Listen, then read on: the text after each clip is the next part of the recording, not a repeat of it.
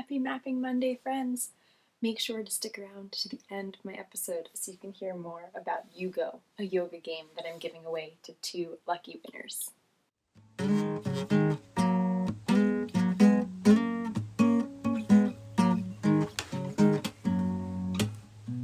When I have a worry-filled mind, I like to wander outside. No telling what we might find. Birds calling, worms crawling, leaves falling down from above. Oh, I plant my feet on the ground. I keep my head in the clouds. I let my feelings out loud. I hear joy calling, fear crawling, tears falling down out of love.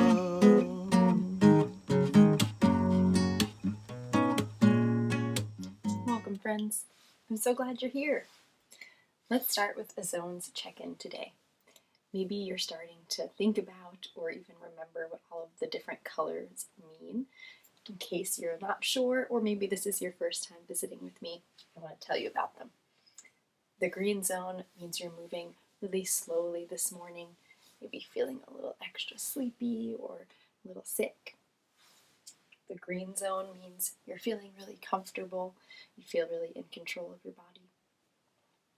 The yellow zone means that you are feeling a little bit out of control, maybe a little worried or just distracted. The red zone means that you're really out of control. You feel like you can't make safe or kind choices. Maybe you've been a little grumpy or extra short or impatient with your family today. So think about what zone you're in. I'll do the same. I want to remind you that there are no good or bad zones. We all feel lots of things throughout the day. And we might start off in the morning in the blue zone, moving a little slowly. Then we might move to the green zone, we're having our favorite breakfast. And all of a sudden, we might go straight to the red zone. We dropped our spoon and spilled our milk and oh my gosh. But you know what? Because there are no good or bad zones, what we can do is we can figure out ways to respond to all of those different feelings in all of our different zones. And if you have been with me for a little while, you may know of some of our mindful moments, and we can use those as tools or strategies to help us manage our feelings. So if we feel like we're losing control, moving toward the yellow zone, or really lost control in the red zone, we can try some different techniques or different strategies to help us make sense of those feelings, to help us feel more comfortable with those feelings. So if you ever want to try any of those strategies, any of the breathing we do, any of the movements we do, I definitely recommend them. You can also have your grown-ups follow me on Instagram, where I'll be sharing more mindful moments, especially on Mondays. I'll have some good tips and tricks there too. Now that we've talked about the different zones, I want to encourage you to name the color zone that you're in and maybe even use a feelings word to describe it. I'm feeling in the green zone right now. I feel really comfortable. I feel really focused and in control. I hope you friends were able to identify your color zone and share it even just with yourself or with someone nearby. You can also get an object to help you identify your color if you don't feel like using your words. Now, let's take a peek at our date. Today is 9/27/21. And another way to say that is September 27th, 2021. So we have some exercises to do. But before we get started, let's check in with Fig here and see what type of move they have for us. Well, you can make some guesses, and then we will do Fig's move in a little bit. Let's first start with 9 marches. So we can stand up and we can stomp our feet as we march, and maybe we want to move our arms too, whatever feels comfortable. Let's do 9 marches. 1, 2, 3, 4, 5, 6, 7, 8, 9. Next, we need 27 moves because it is the 27th day. I was thinking we could get our hearts beating quickly and do 27 jumps. You can do these jumps however is safe in your space. You can do them kind of sitting if you want to do sitting jumps. You can do big standing spin jumps, whatever feels good for you. Let's do 27 jumps. 1, 2, 3, 4, 5, 6, 7, 8, 9, 10, 11, 12, 13, 14, 15, 16, 17, 18, 19, 20, 21, 22, 23, 24, 25, 26, 27. Whew. And now we'll check in with Big for their suggestion for our 21 moves. Big, what should we do? Twists. Thanks, Big. We can do twists sitting or standing, whatever feels comfortable. Let's do 21. 1, 2, 3, 4, 5, 6, 7, 8, 9, 10, 11, 12, 13, 14, 15, 16, 17, 18, 19, 20, 21. Awesome. Maybe you'd like to take some cool down breaths with me if your heart is beating quickly or you're feeling short of breath. So listen for my bell, and as we hear it, we'll take a big breath in, fill our bellies with air, and then a long, slow breath out.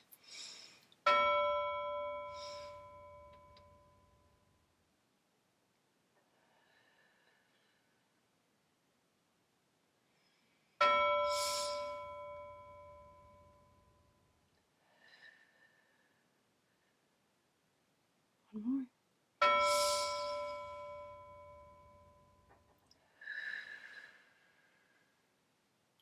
Fantastic. I hope you're feeling more settled and ready for our next step.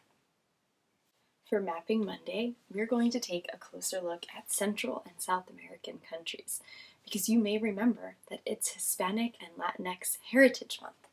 It started on September 15th and it will go for an entire month until October 15th. We talked a few weeks ago about Central American Independence Day, maybe you remember, and that was on September 15th, kind of the kickoff for Hispanic and Latinx Heritage Month. So this month, we are especially going to focus on listening and learning and celebrating our friends and our family, our neighbors who have Latinx or Hispanic heritage. What I love about this month is that it kind of sparks our thinking about Latinx folks, but it doesn't just stop after this month is over. This is something that we can think about, and these are books we can read and people we can listen and learn from for the rest of our days, not just this one month. Let's get started with my message here. In my journal, it says, Hola, mis amigos alegres. Hello, my happy friends. I hope you had an amazing weekend and are ready to talk about the fantastic flags of Central and South American countries.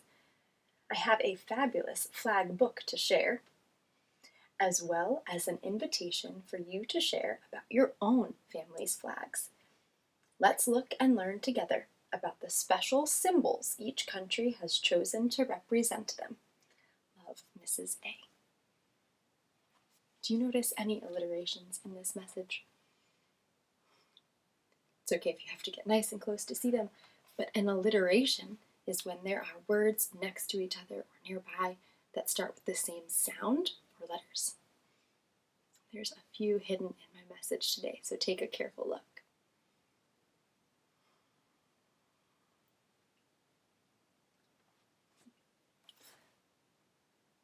Fabulous. Okay.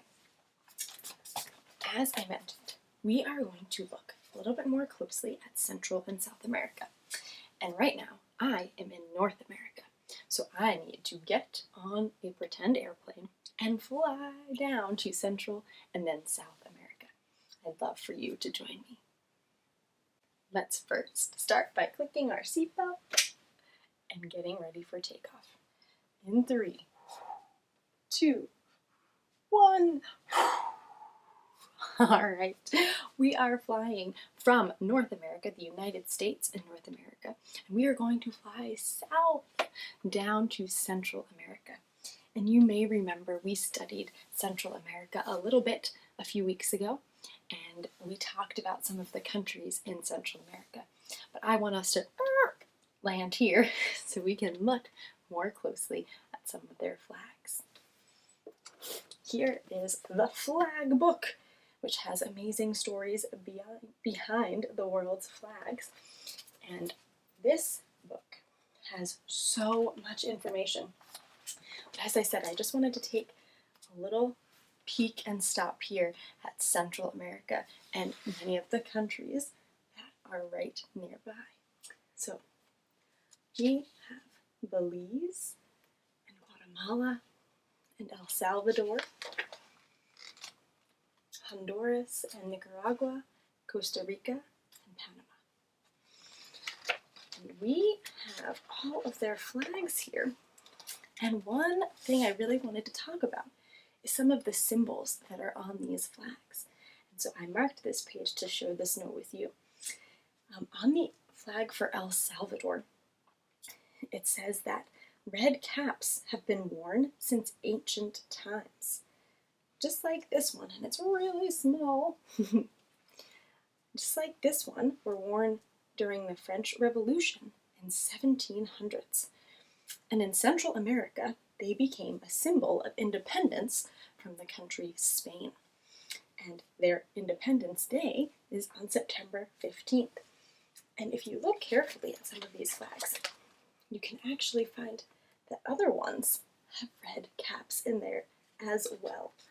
And so that is a symbol that some of the Central American countries have chosen to represent them. And I love looking at all the different colors they've chosen too. Pretty cool. Well, let's get back on our airplane so we can fly a little bit more south into South America. Ready? 3, 2, 1. Here we are flying south to South America. You'll see it's a little bit bigger than Central America and has a few more countries as well. But let's land off and take a peek at some of their flags.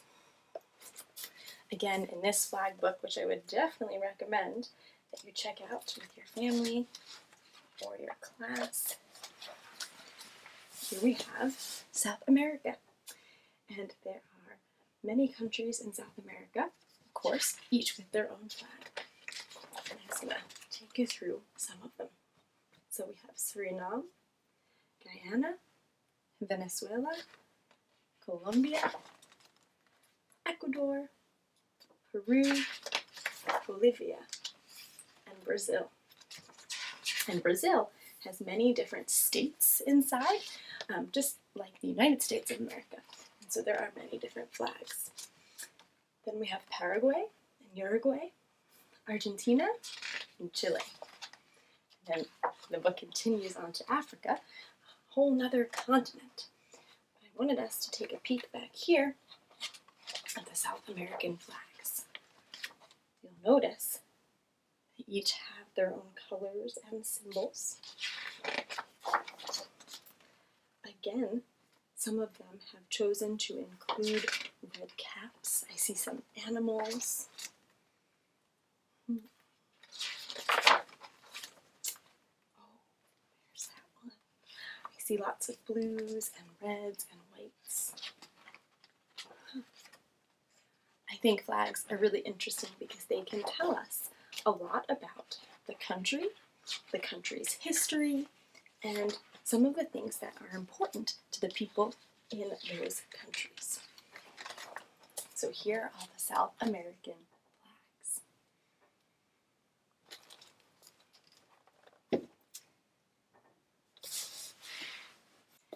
The reason I wanted to share those Central and South American flags with you is, as I mentioned, it's Latinx Heritage Month, but also I thought it would be really neat if you would create one of those flags. Maybe it's a flag that you're connected to. Maybe you or your family are Central or South American. Maybe it's a flag that's just really interesting to you and you want to learn more about that flag, or you want to learn more about that country. And so my invitation today is for you to create a flag from one of the Central or South American countries that we've talked about. And I don't want you to create it just with any old materials like markers or crayons, though you could. Instead, I want to invite you to find some things around you, some materials out in nature, collected objects, as I like to say. So maybe you want to make the outline of your flag out of sticks. Or maybe you find some beautifully bright red leaves in your neighborhood and you want to make part of the flag out of those. Whatever materials you can collect around you, magazine scraps, bottle caps, anything at all. I really would encourage you to get creative and to try making any of the Central or South American flags. If you get a chance to do that, have your grown-ups tag me in that picture, #StartYourDayWithMrs. A, and I would love to take a peek. I also wanted to remind you that if you wanted to get a little more involved in learning about yourself and your family, learning about your family's flags, I have a Patreon that you and your family can check out, where I have resources to inspire some of those activities and ideas to help get your brains thinking about your family and your flags and your history. So I would definitely encourage you to check that out. And finally, our mindful moment for the day. Today, I wanted us to practice mindful listening. And I chose this one in particular because we did some mapping and some traveling today. This is called directional listening. So what I want us to do is close our eyes or look down, and we are going to listen to the sounds around us. We're going to try and notice which direction they're coming from. Are they steady and repeating, or are they random? So take 1 minute and listen carefully to the sounds around you and which direction they're coming from.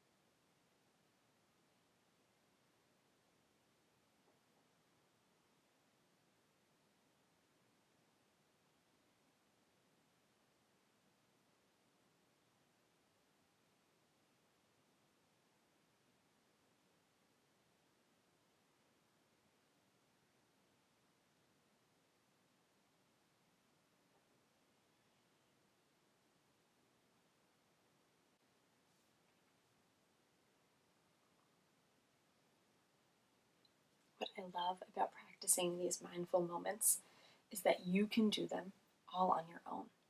You may have heard lots of sounds around you. Maybe your sibling was crying behind you. Maybe your grown-ups were speaking in front of you. Maybe you heard the TV on in the other room beside you. What's really amazing about mindfulness is that you don't need any physical things and you don't need anyone's help. What you do need is yourself. And you may need to keep practicing and keep trying to get up to a whole minute, and that's totally fine. And you may feel comfortable just listening for a few seconds. And I love that because we can each do just what our body needs, from listening to our brains and listening to our body, and we can do it all on our own. So thanks for doing that mindful listening. I'm curious what you noticed. What directions did those sounds come from? Wow. Did anyone hear a sound above them, beside them, inside them? That is pretty cool. Thank you so much for sharing. Similar to practicing these mindful moments, Yugo can be practiced on your own as well.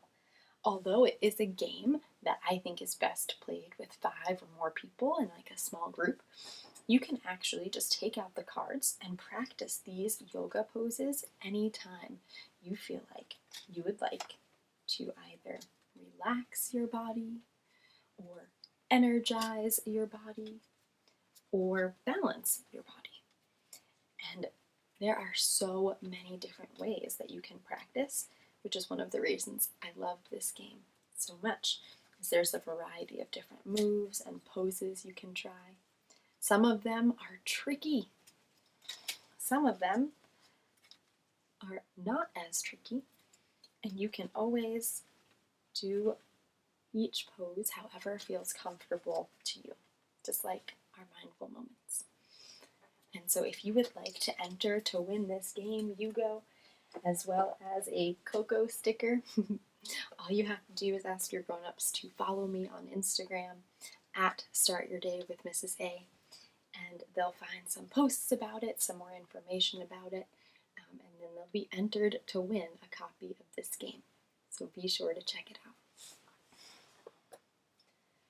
Friends, thank you so much for being here with me today. I'm going to send you off with some love if you'd like it, a wave, or a hug if you want it. I hope you make it a great day.